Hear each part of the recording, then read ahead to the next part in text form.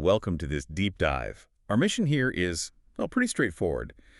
You give us the source material, the articles, research, your notes, and we just plunge right in. Yeah, we pull out the key insights, the surprising facts, the stuff that really matters. Exactly. Think of it as your fast track to getting informed without, spending hours digging through it all yourself. That's the idea. And today we've got quite a stack. Lots of recent financial and economic news analysis, too. It really is a wide range. We're talking big global headlines like national debt, markets, and down to specific company stuff, Apple, Tesla.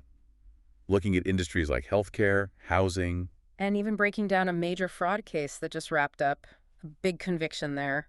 So yeah, the goal is to get you up to speed quickly on what's happening and, maybe more importantly, why it matters. Let's get into it. Let's do it. Okay, so starting high level, what were some of the major global financial headlines popping out from the sources this past week? Well, the big one probably was Moody's downgrading the U.S. credit rating. Dropped it from AA down to AA1. That's a pretty big signal, globally speaking. Yeah. What was the reason the sources gave? It's mostly tied to the growing federal deficit and the rising cost of paying interest on all that debt. Right. The sources mentioned this is adding to the volatility we're seeing in the bond market. And Ray Dalio, big-name investor, he was quoted warning the risks might actually be even bigger than Moody's is flagging. Wow. So a major agency sounds the alarm, and key investors agree, maybe even think it's worse. What about central banks elsewhere? Any big moves? Yeah, a few interesting things. China actually cut key lending rates. First time they've done that since October 2024. And why now? The sources connect it directly to trying to support their economy, with all the ongoing trade tension. Okay, makes sense. Buffering against those headwinds. Anywhere else? Australia. Their central bank cut its policy rate. It's down to a two-year low, 3.85%. Why the cut there? Inflation seems to be easing off for them. And then Egypt, they're expected to make a pretty significant cut soon, maybe 1.75 percentage points. Their inflation is pretty subdued right now. So different countries, different situations, different moves. How did the stock markets take all this in? Actually. Regional markets mostly saw gains. Europe's FTSE 100 hit a two-month high. That was helped by strong company earnings. And the U.S., despite the downgrade news. Modest gains in the U.S. too, though, those concerns about the downgrade in trade, they definitely kept a lid on things, felt a bit constrained. Any specific company news driving headlines? Yeah, UBS shares took a hit, fell over 3%. Reports came out suggesting they might face tougher capital requirements in Switzerland, basically might need to hold more cash. Okay. Switching gears slightly, commodities, currencies. What was happening there? Gold prices dipped a bit. The sources link that to maybe some optimism about a Russia-Ukraine ceasefire, less need for safe havens, Oil, on the other hand, ticked up slightly. That seemed tied to signs the U.S.-Iran nuclear talks might be stalling. And the U.S. dollar. Pretty much sideways, kind of caught between the Fed being cautious and those debt concerns we talked about. Right, a lot of push and pull. Yeah. Anything else noteworthy from the global scene? Little tidbits? Qatar's sovereign wealth fund announced big plans. They want to double their annual U.S. investments over the next 10 years. Interesting. And in Japan, some market folks are apparently pushing the Bank of Japan to buy more super long bonds because the yields on those have been climbing. And what about risks? Any warnings flagged? The European Central Bank put out a specific warning. They see U.S. tariffs and the trade tensions as real risks to global financial stability and growth. Okay. And separately, in the U.S. oil sector, deal-making has apparently slowed down. Buyers are being more picky, focusing on value, not just volume. Probably caution, given the market. That gives us a really good snapshot of the week's big financial news. So let's zoom in on that U.S. credit downgrade now and really dig into the U.S. national debt situation using the more detailed analysis in the sources. Yeah, this is where it gets pretty stark. A downgrade like that from Moody's, it's more than just news, right? It's a signal to investors everywhere about risk. It hits borrowing costs, confidence. And one thing that really stood out from the sources is that the U.S. isn't in that top AAA club across the board anymore. They listed countries like Australia, Canada, Denmark, Germany. They still have that top rating. Right. It's a shift. And the big number driving this, the one that kept coming up, is the debt to GDP ratio. Explain that simply. What is it? It just compares the country's total debt to its entire annual economic output, the GDP. It's like a fundamental measure of investment risk. Why is it so crucial? Because it shows how big the debt is relative to the economy that has to, support it. A higher ratio means a heavier burden, potentially harder to manage. And the numbers, Well, the sources show a pretty clear trend for the U.S. Let's walk through that trend using the data. Okay, so back in 2000, U.S. debt to GDP was about 55%, crept up to 62% by 2007, just before the financial crisis. Then the crisis hit. Exactly. Stimulus, bank bailouts, all that. It jumped to 82% by 2009. Big jump in just 2 years. Huge. Then it crossed 100% around 2015, and then the pandemic, bam, spiked to 124% in 2020. And where are we now, according to the sources? Still right around that 124% mark for 2024, maybe 2025. And the analysis pointed out, while there isn't like one magic number getting over 120%, that's generally seen as above high-risk territory for lenders. So we're not just in the high-risk zone, we're past it by that measure. What about the current budget? Money in versus money out? It's not great. Sources show spending around $6.8 trillion a year. Okay. But income taxes is only about $4.9 trillion. So that leaves a gap, a deficit of roughly $2 trillion every single year. And that just gets added to the bet pile. $2 trillion added every year. Where's the big money go? The $6.8 trillion in spending. Looking at the rough numbers from the sources, Medicare and Medicaid together, that's about $1.5 trillion.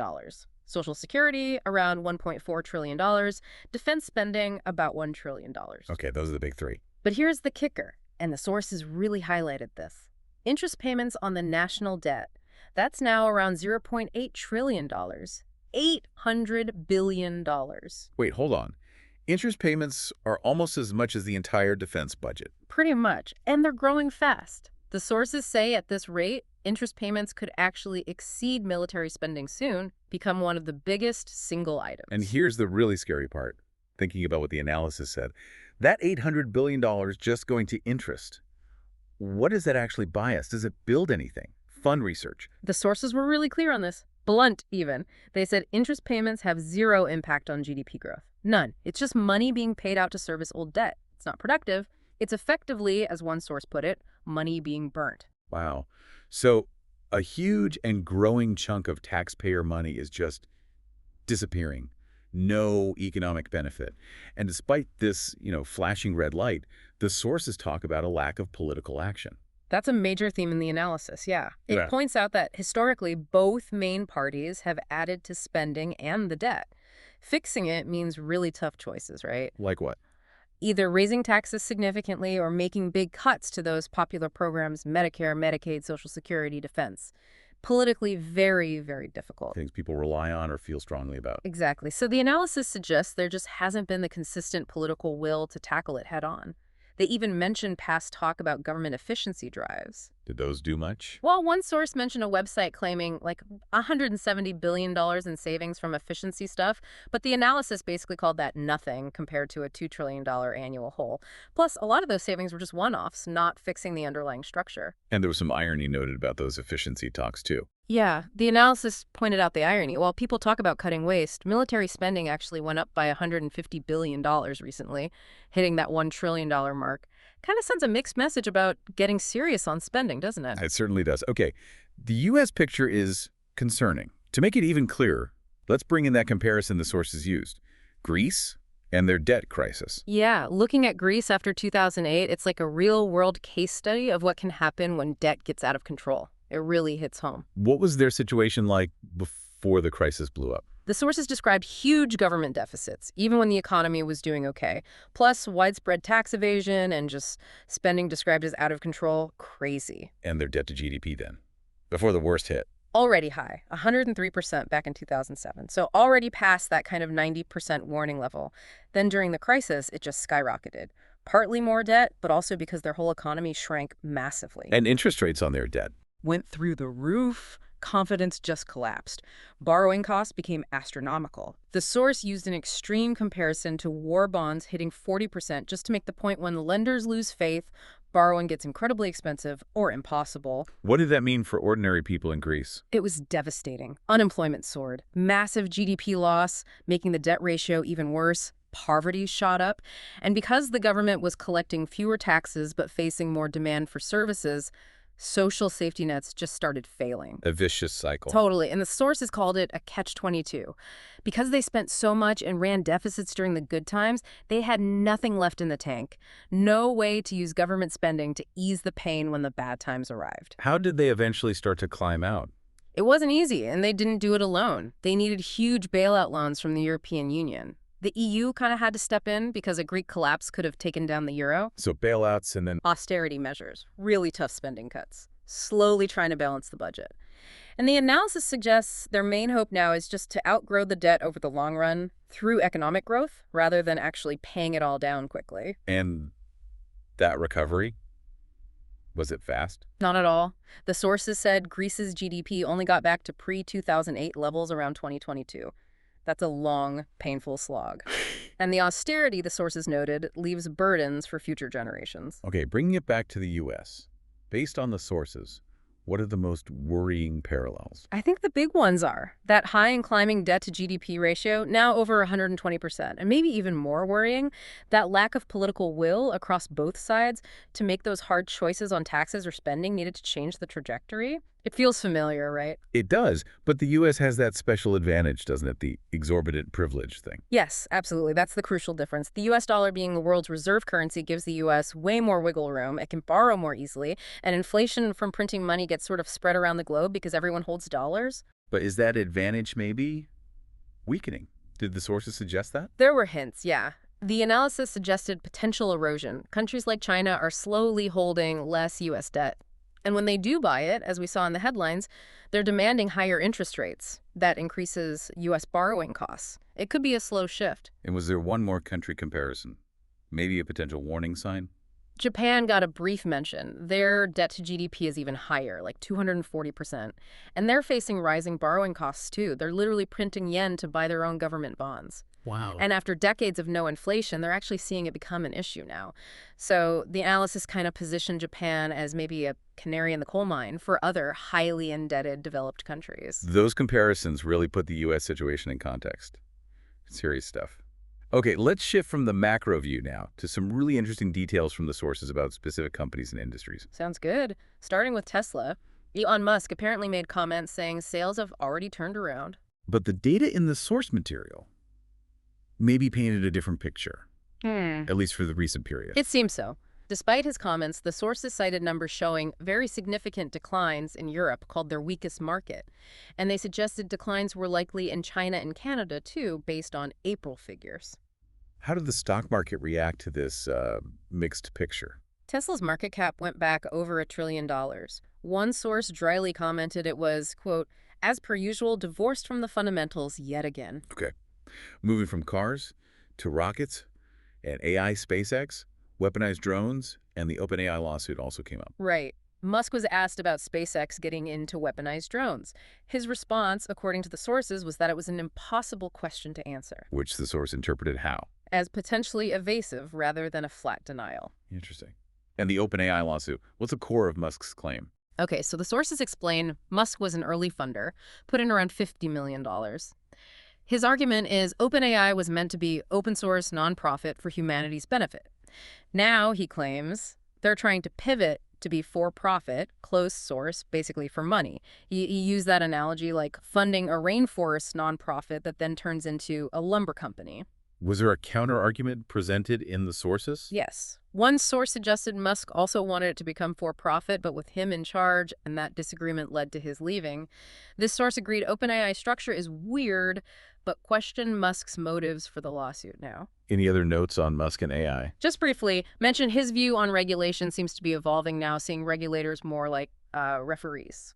Okay, let's switch to another huge topic from the sources, healthcare, specifically those sky-high prescription drug costs in the U.S. Yeah, and the sources had some really stark comparisons here, just how different prices are in the U.S. versus other places. That example Trump apparently used in a clip, a drug costing $88 in London but $1,300 in New York. That is just wild. How does the U.S. insurance system, as described in the sources, feed into this? So the breakdown was about 55% of people get insurance through work. Then you have Medicare for seniors, 65 plus, and Medicaid for low-income, disabled kids. Together, Medicare and Medicaid cover about a third of all Americans. Huge numbers. Okay, massive government programs. Yeah. But there's a catch, right?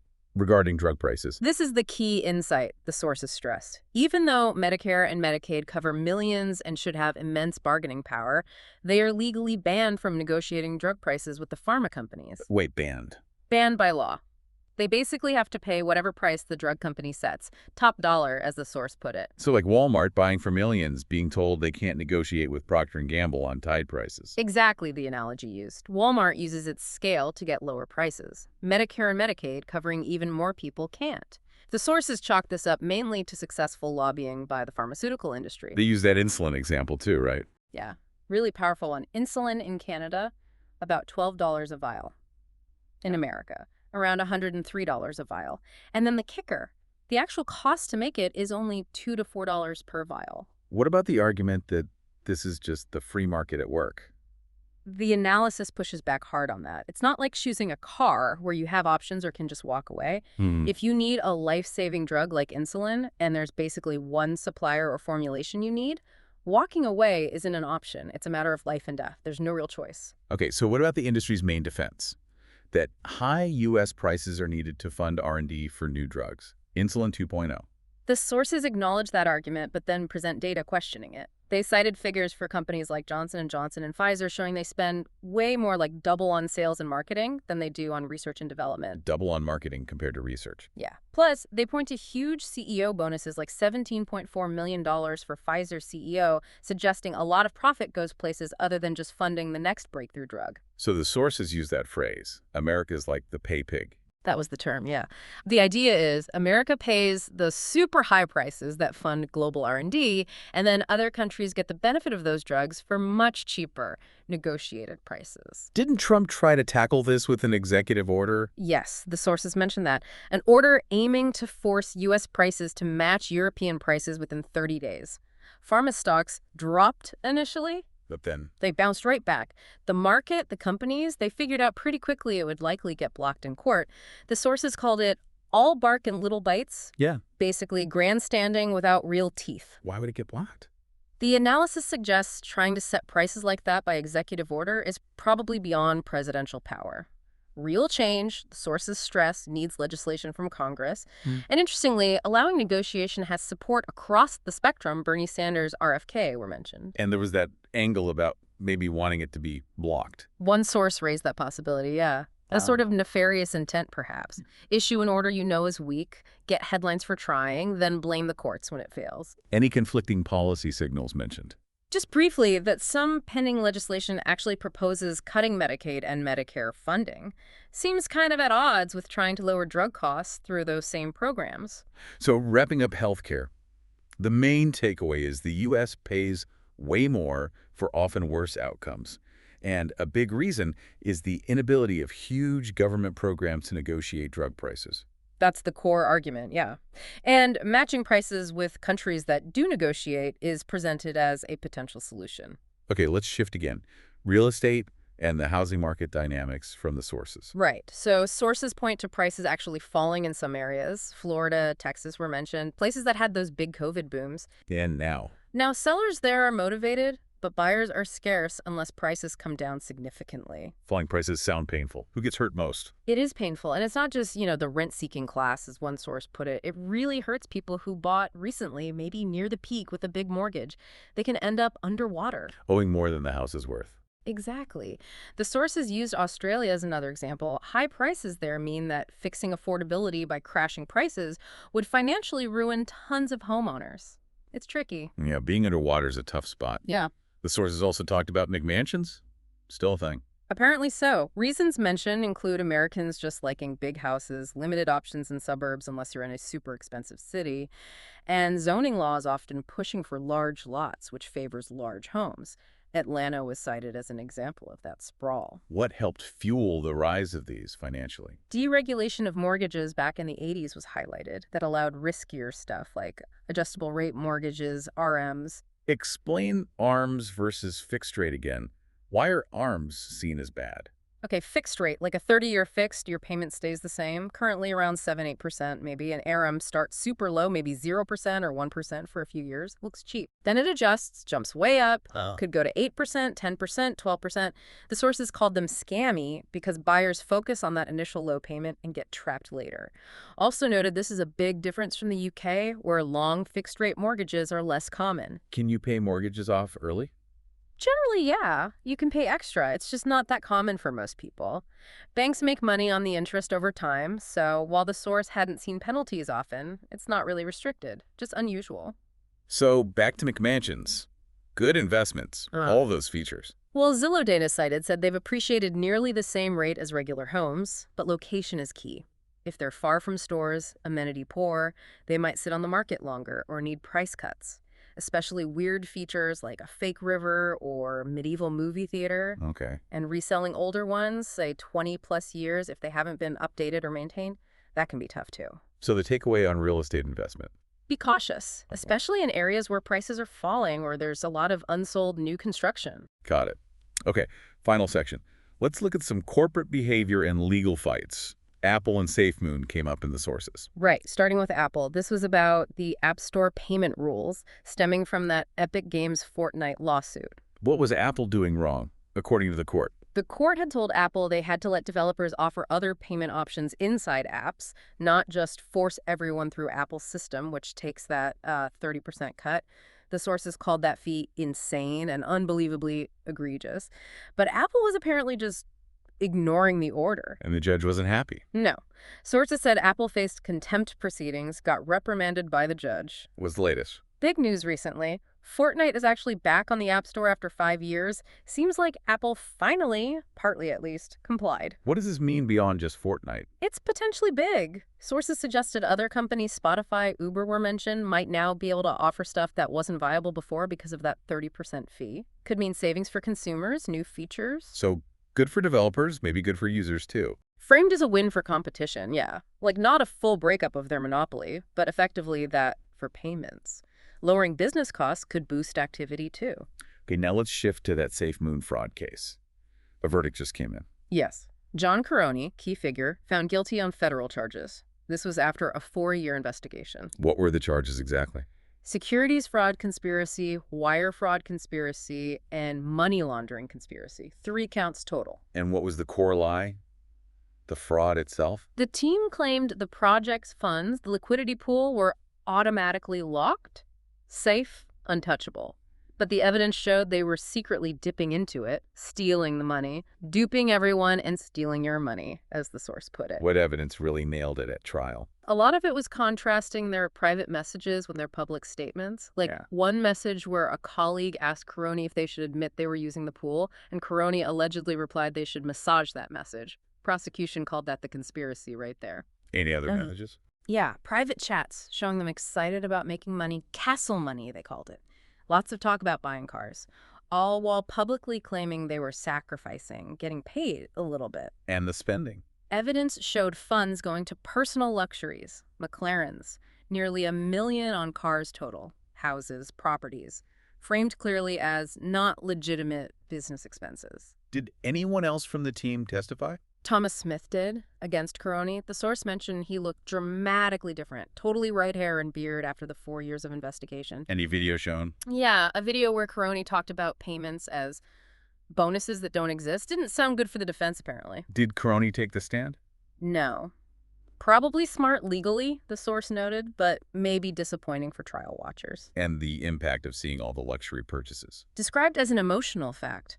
Seeing the specific cars and houses likely made the fraud feel very real to the jury, especially against the backdrop of the public claims. And the SafeMoon Army, their followers. Yeah, I mentioned they followed the trial. This group had apparently been very vocal, supportive, sometimes threatening towards the team in the past. Oh, and the sources just briefly touched on 2 other things related to the economy. Okay, quickly. Tariffs. Mentioned they're being unwound and backpedaled. Called a catastrophic economic policy, suggests a move away from them. An AI video. Yeah, just how fast it's advancing. AI video's looking shockingly close to real now. Raises issues about deepfakes, maybe needing regulation like watermarks later. Also noted the huge cost and debt companies are taking on to train these things. Wow, okay. We have really covered a ton of ground in this deep dive. We really have. From those big global market shifts, the whole U.S. national debt picture. Yeah, with those comparisons to Greece and maybe Japan as a warning. And then diving into company specifics, Apple's legal fights, healthcare costs, housing market weirdness. And wrapping up with a detailed look at the SafeMoon fraud verdict. Pulling all these pieces together from your material, it really shows how interconnected everything is, doesn't it? Macro trends impacting industries, companies, even down to specific court cases. And that was exactly the goal, to give you that distilled understanding, that shortcut to being informed on these really complex but important issues just by digging into the stuff you provided. So as you think about all this, the debt pressure, healthcare costs, corporate power plays, potential instability, financial fraud, it kind of leaves you with a big question, doesn't it? What's your role, your power, in understanding or navigating these huge economic forces? How does staying informed actually translate into, meaningful preparation or action in a world facing these kinds of financial shifts? Definitely something to chew on. Thanks for joining us for this deep dive.